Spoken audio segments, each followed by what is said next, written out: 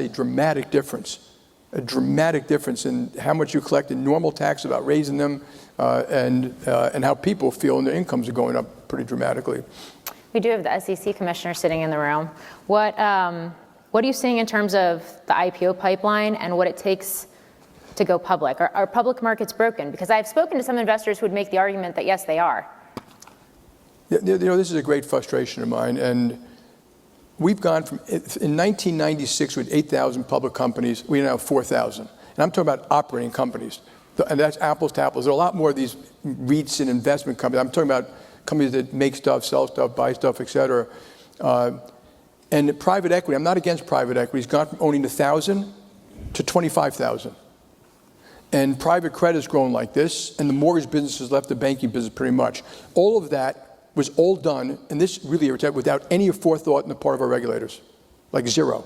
None, nada. Not one conversation about the effect of requirements of the capital, liquidity, or CCAR, what it's going to do in these markets. There are some good things about those markets. There's some bad things about those markets. I'm not against private credit, but the one that bothers me the most is, we used to have a very active small business IPO thing. But if you're a small business, and I'm talking about, you make $100 million in profits and you might be worth, $1.5 billion or something, the cost of registering, the litigation, the disclosure requirements, the cookie cutter board, instead of having a board of 5 with people you really like, who've been with you your whole life, the registration requirements, the compensation requirements, the press, loves to beat up companies. We need to create an active small market, and then we need to get rid of people like ISS and Glass Lewis.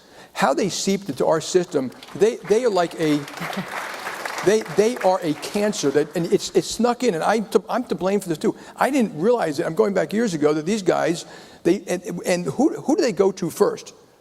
All the pension plans, CalPERS, CalSTRS, New York, all the do-gooders around the world, and then they started to use that to look at green stuff and comp stuff and social stuff, and we were filling out forms, and I've told people, I'm not filling out any more forms voluntarily. If you want to fill out a form voluntarily at JPMorgan Chase, you need my permission.